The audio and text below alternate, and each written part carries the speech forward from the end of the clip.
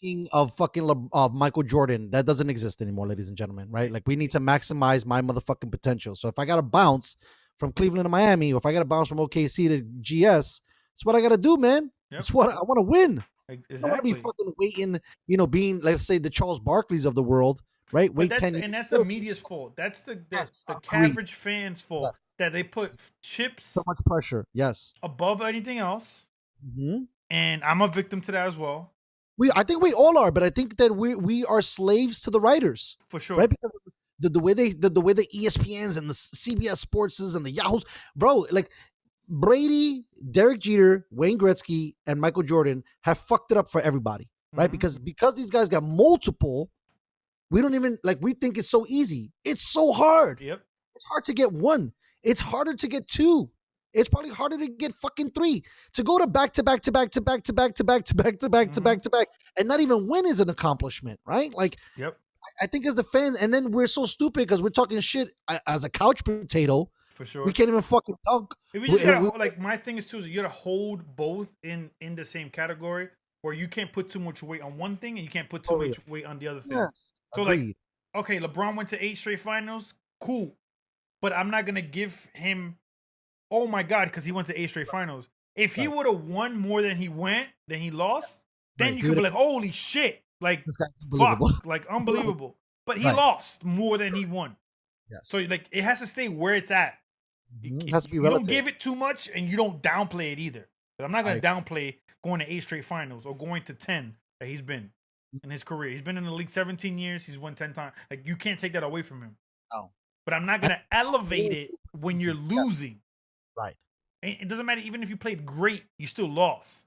Right. Like, Because at the end of the day, my man. but that's Billy- what splits the greats. Yes. That's what splits the greats. That's what splits Joe Montana from Tom Brady. That's what splits fucking LeBron from Kobe, LeBron from MJ. But I'll throw this argument in there too. I think that the level of competition also is a ton better, bro. Like you No, can't, for like, sure. Yeah. you know what I mean? Like I think that maybe, and I'm not saying that they're trash, but late 80s, early 90s, maybe there wasn't so much cohesion. But now, bro, with sports science and health and nutrition, everybody's a beast. Even the 6 man off the bench is a monster. That wasn't the case maybe 20 years ago, right? So, like, even like for me, I always think about when people talk about Joe Montana, I'm like, okay, Joe Montana was fire, but Joe Montana was on a team that threw the ball. They didn't throw the ball in the 80s. So, of course, they were dominating, right? Like, but now when you bring someone like a Brady into the thing, everybody knows how to stop the pass, right? Like it's different eras. I feel like we need to look at that as well because you can't. It's almost comparing apples to oranges, Yep. right? You can't say. You can say Michael Jordan is the greatest, but when you compare him to LeBron or to Kobe or to even Kevin Durant, it's hard. They have so many other things, right? Like, if Kevin Durant was punching dudes in the locker room, he'd probably get thrown off the team. But because he was Michael Jordan, he was a beast, and they made him say, wow, he's got a fiery, competitive, personality. It's like, nah, dude, that dude was a dick, probably. Yep. Right now, KD's a little nicer. These guys are different, right? And both, what's interesting about Kevin Durant, and I'm sure you could unpack this a little bit more. Kevin Durant and LeBron James, they're both from single moms, right? So I think you get a different love and a different understanding. Michael Jordan had his dad.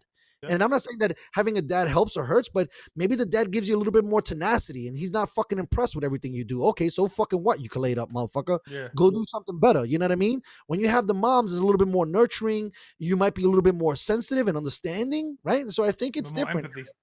Yeah, and I love that about KD. KD's always flashing his mom, right?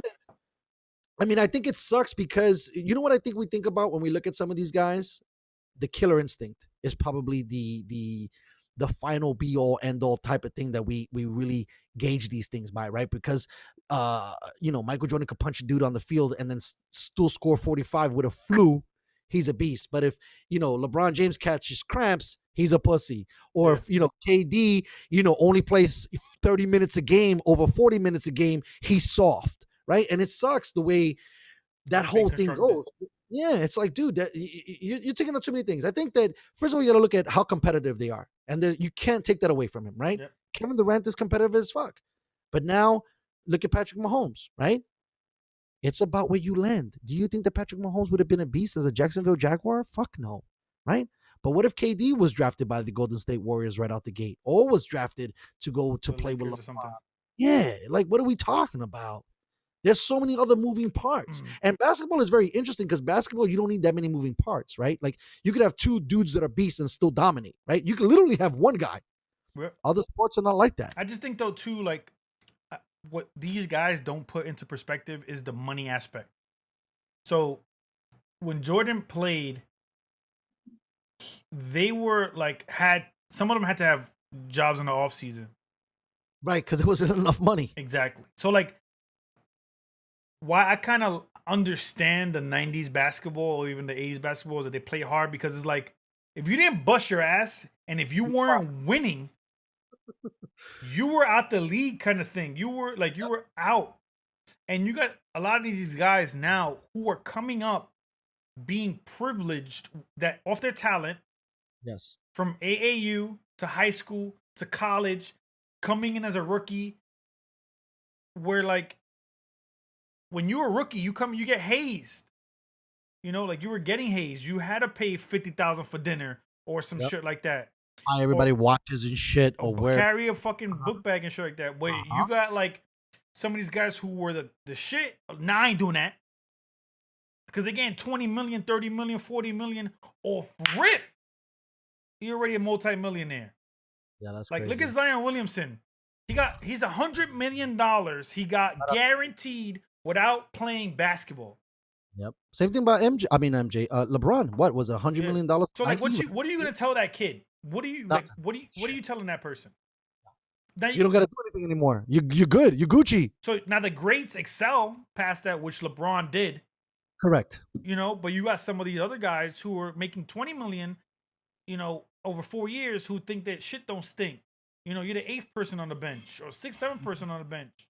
And they're not pushing to be great because there's so much money. You got some of these great guys. Kevin Durant has spoken about it. LeBron has spoken about it. Draymond has spoken about it. Where there's people in the NBA who don't even know how to play basketball. But they're athletic and they can shoot. But hold on real quick. What does that mean? They don't know how to play basketball? They don't understand the X's and O's? Correct. How to do a pin down screen. How to come off a pin down screen. What a pin down screen is, period. What's a curl? What's a V cut? They don't know any of that stuff. They just know ball, dribble, dunk, ball, dribble, shoot.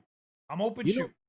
I gotta interject really quickly because I was just talking. A shout out to Don Casey, former Clippers coach, former Celtics coach, and you know what he said? He said that the reason why that's happening, he believes, is for the one and done shit.